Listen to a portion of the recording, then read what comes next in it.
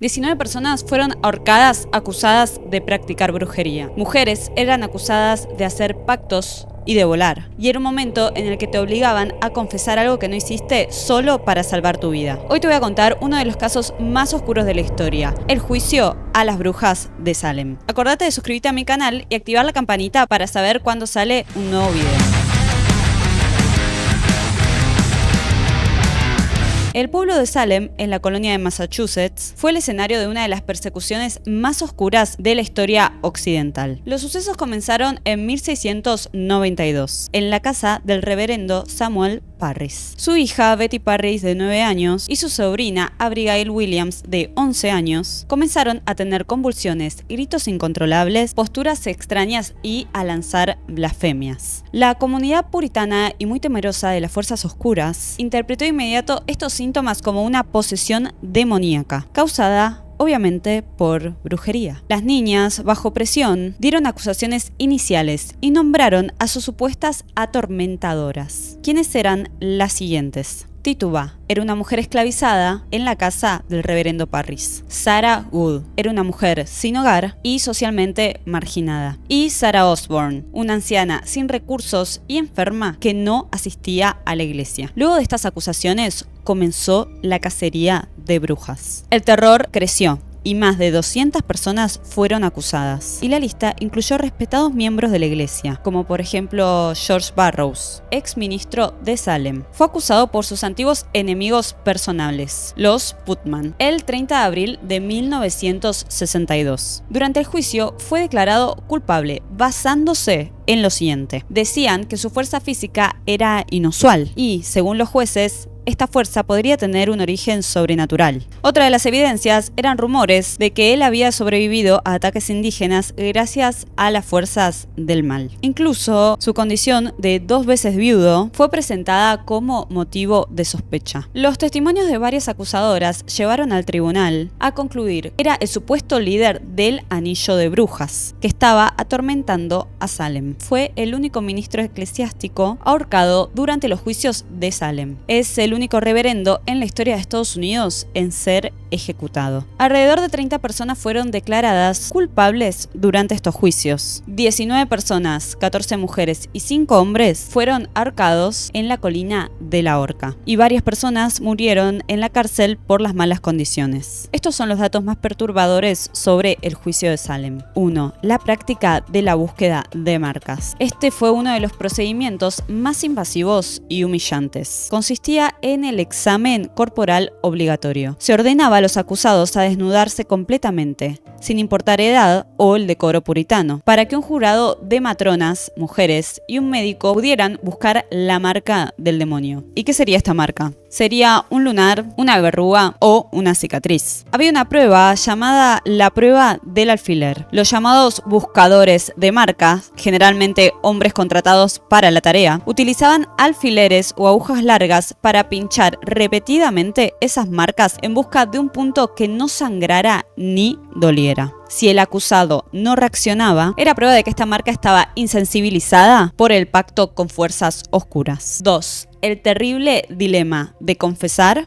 o morir. El sistema judicial era un callejón sin salida que garantizaba la culpa o la muerte. O sea, de ninguna manera podías ser inocente. Lo que podía pasar era lo siguiente. Si confesabas, la confesión de brujería te declaraba culpable, pero irónicamente te salvaba la vida, te salvaba de la horca. Se creía que al confesar y al nombrar cómplices, rompías tu pacto con estas fuerzas del mal, lo cual era bien visto, y solo te quedabas en prisión, pero vivías. En cambio, si te declarabas inocente, se consideraba que las fuerzas oscuras te habían endurecido el corazón y que eras un esclavo fiel de las fuerzas del mal, lo que garantizaba la ejecución inmediata. Esto llevó a que 19 personas fueran ahorcadas, ya que las 19 se declararon inocentes. Pero hubo un caso especial, el caso de Tituba. Tituba fue la mujer que había sido señalada por las niñas de ser una de las brujas que las atormentaban. Tituba fue torturada y para salvarse de la horca admitió ser una bruja e implicó a otras mujeres. Se creía que si una bruja admitía serlo, las fuerzas oscuras perdían su poder. Que ella confesara legitimizó la idea de que sí existía la brujería y que se estaba expandiendo por todo Salem. Ella fue la única que confesó en detalle que practicaba brujería. Afirmó que fuerzas del mal se le aparecieron y le hicieron firmar un libro. Dijo que había visto a otras brujas volando. Describió un perro negro, un cerdo negro y un hombre alto y oscuro que la visitaba. Esta confesión, hecha para salvar su vida, fue la única constatación que necesitó la corte para convencerse de que la brujería era real y que había una conspiración demoníaca en Salem. Otro de los datos más perturbadores sobre el juicio a las brujas de Salem es el caso del asesinato lento de Giles Corey. El método de ejecución de Corey es el único en la historia legal de Estados Unidos y el más brutal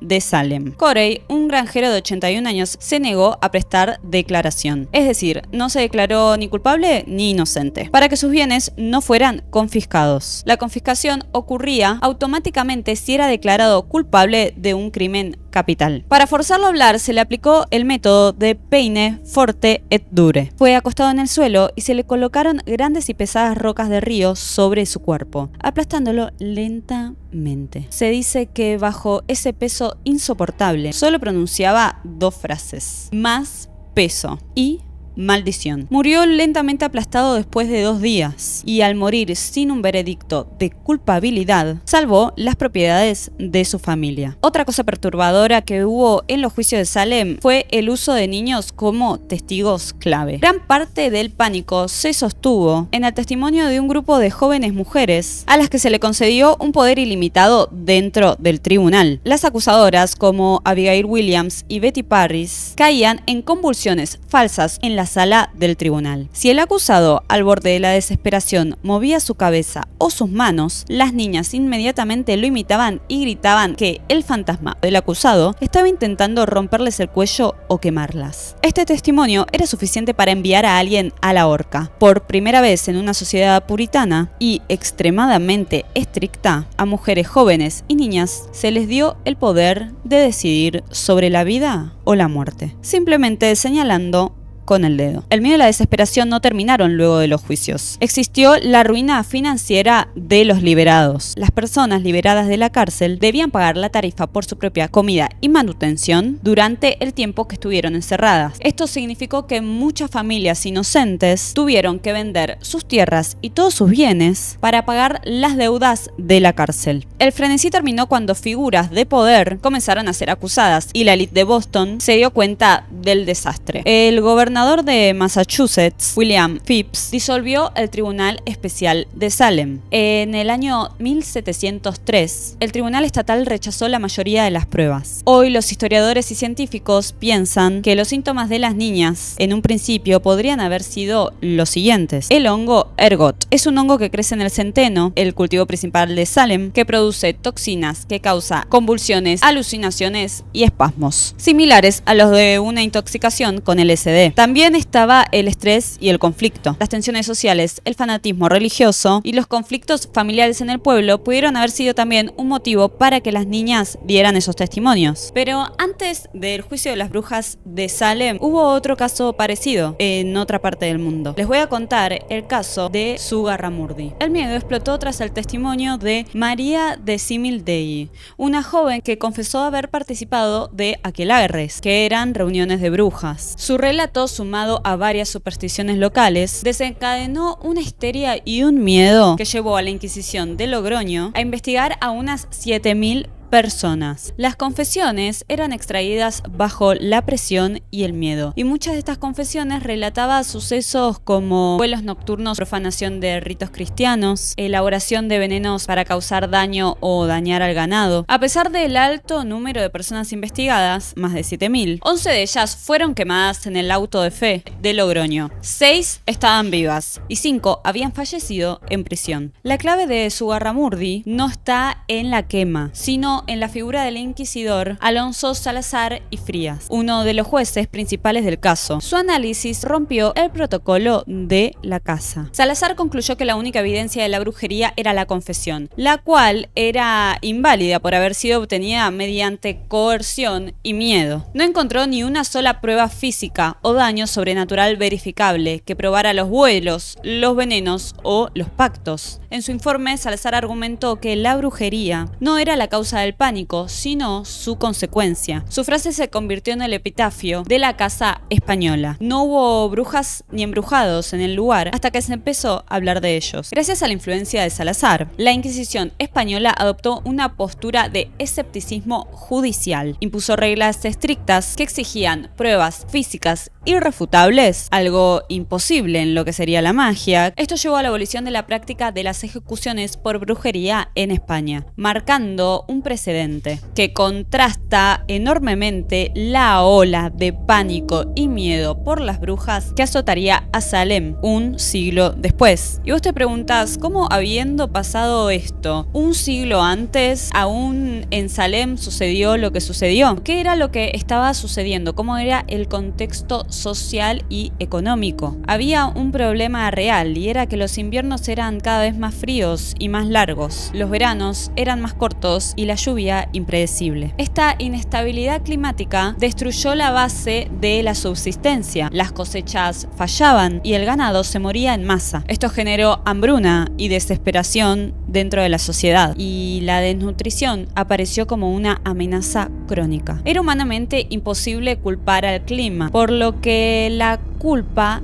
recaía en alguna intención malévola. Esta intención malévola recae sobre la imagen de la bruja, sobre el arquetipo de bruja. Supuestamente la bruja, mediante un hechizo, se convertiría en la responsable de congelar los campos y envenenar los pozos, e incluso también de matar a los animales. La ejecución de las brujas se percibía como una defensa comunitaria contra el desastre económico y climático. La vida en Europa en el año 1600 aproximadamente, la verdad que era muy precaria. La mortalidad infantil era abrumadora y las enfermedades que había dejado también la peste negra golpeaban sin previo aviso. Era imposible contenerlas, era imposible tratarlas. La medicina era primitiva, no es como ahora que tenemos un montón de medicamentos, un montón de ciencia que nos ayuda a curarnos, que nos ayuda a mejorar. En ese momento no había casi nada. ¿Qué pasa cuando sufrís un dolor y no lo podés calmar con nada? Uno se vuelve irascible, uno se vuelve diferente ante el dolor. Y esto afecta en la sociedad, esto afecta en las relaciones humanas, en las relaciones comerciales. Esto también fue parte de por qué toda la culpa cayó sobre las brujas. Cuando un bebé moría de fiebre o un joven fuerte caía enfermo, la ausencia de una causa médica se traducía inmediatamente a una agresión personal. No era un virus, era un ataque. El maleficio, que sería el daño mágico, se convirtió en la explicación médica más común, ya que no tenían otro tipo de explicación. También había una inestabilidad política y religiosa que proporcionó el marco legal e ideológico para esta persecución. O sea, no solamente era lo social, sino también era lo político que apoyaba la moción. La reforma protestante y la contrarreforma católica desataron décadas de conflictos armados, como la Guerra de los 30 años, por ejemplo. Las fronteras y las lealtades cambiaban constantemente, generando un profundo caos político y un desplazamiento masivo. Las comunidades se sintieron vulnerables tanto al enemigo exterior, como por ejemplo el ejército rival, como al enemigo interior, que ahora era la herejía. Perseguir a las brujas se convirtió en una forma de afirmar el fervor religioso y de purificar la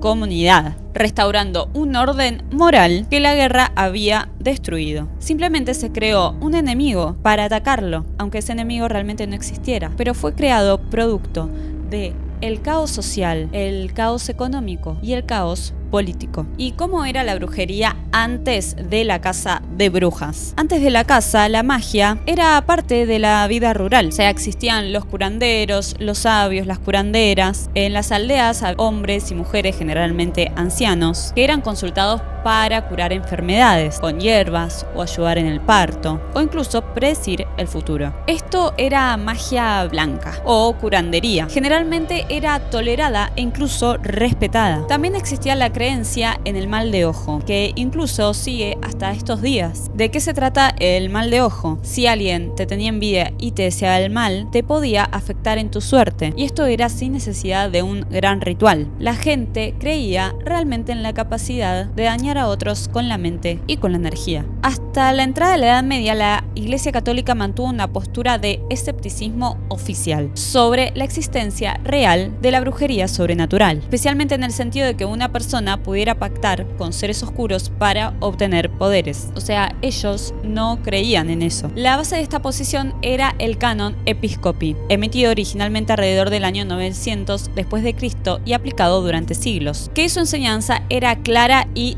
definitoria. El canon sostenía que la creencia en que las mujeres podían volar de noche junto a figuras paganas y realizar actos mágicos era una falsa ilusión mental y no un hecho real. El enfoque de la Iglesia era condenar esta creencia como una superstición pagana. El verdadero crimen era la desviación de la fe en Dios por creer en esas cosas, no el acto mágico en sí. En realidad era creer en algo que no era Dios. Y como resultado, las penas eran generalmente leves, ayunos, penitencias o incluso amonestaciones. Y la hoguera estaba descartada del delito por la brujería. ¿Pero qué pasó? ¿Por qué si antes no se culpaba a la gente, después decidieron que sí, que eran culpables? Esta tolerancia y escepticismo se desmoronaron a partir del siglo XV, marcando el inicio de la gran cacería de brujas. La brujería fue redefinida por teólogos e inquisidores, dejando de ser una simple superstición para convertirse en una herejía suprema y en un crimen capital. Este cambio transformó radicalmente la ley y la conciencia popular, pasando de la amonestación a la ejecución. El cambio drástico ocurrió cuando la Iglesia y los intelectuales, a través de libros como el Malleus Maleficarium, tomaron la magia folclórica, o sea, el curandero, la anciana que predice la fortuna, y la redefinieron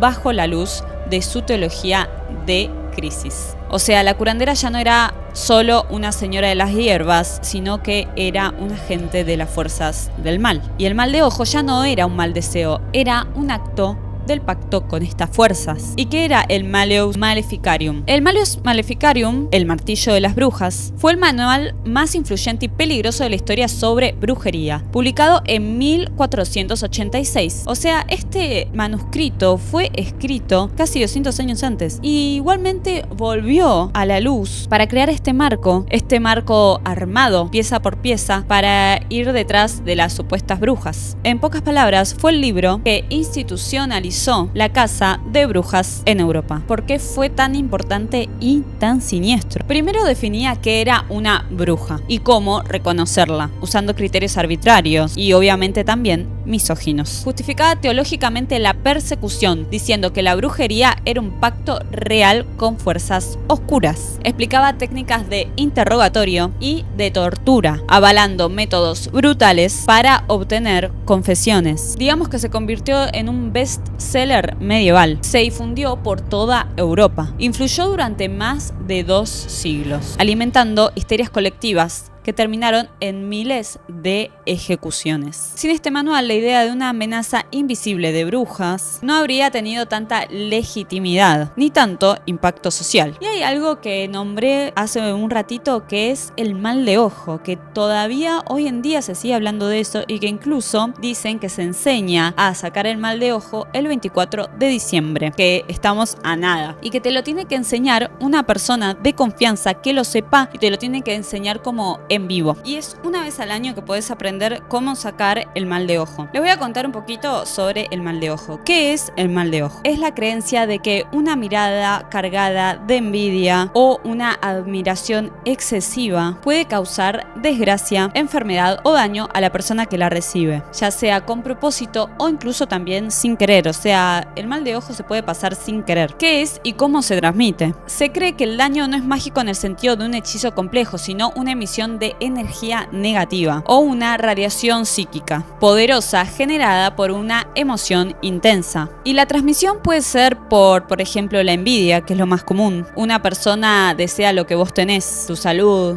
tu belleza o tu éxito. Te mira con una carga de envidia que daña tu aura y tu suerte. La admiración excesiva y desmedida puede causar el mal de ojo, especialmente en bebés o niños. Atrae la atención de fuerzas negativas hacia algo que es demasiado bueno. Y los síntomas más comunes son dolores de cabeza o migrañas persistentes, fatiga o debilidad extrema sin causa médica, mala suerte repentina, o sea, se te empiezan a cortar cosas, proyectos. ¿Cómo se puede combatir el mal de ojo? Existe la oración o rezo para cortar esta cadena energética negativa. También existen los amuletos de protección. El ojo turco, su diseño de ojo azul, tiene el propósito de mirar hacia afuera y contrarrestar el mal de ojo, devolviéndole la mirada al emisor. Después tenemos la mano de Fátima, que es también un amuleto muy común, que lo vemos también en muchas de estas pulseras, al igual que el ojo turco, que también es utilizado para repeler las energías negativas. Y también están las clásicas cintas rojas. Atar una cinta o una pulsera de hilo rojo en la muñeca izquierda es una práctica súper común para protegerte de este tipo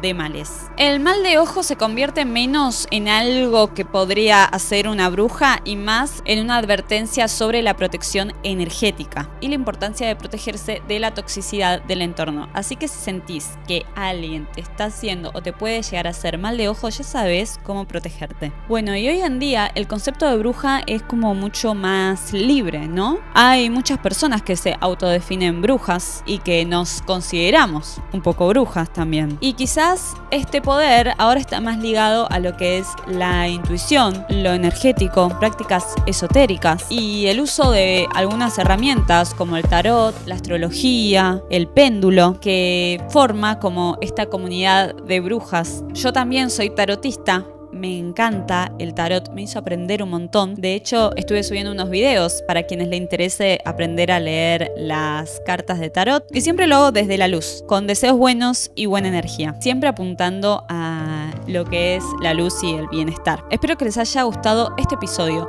Una pequeña historia y pequeño resumen sobre la brujería y la casa de brujas en Salem. Y para ustedes, ¿existen las brujas? ¿Existe la brujería? ¿Ustedes creen en el mal de ojo? Acuérdense de suscribirse a mi canal y seguirme en todas mis redes para más temporada de misterios.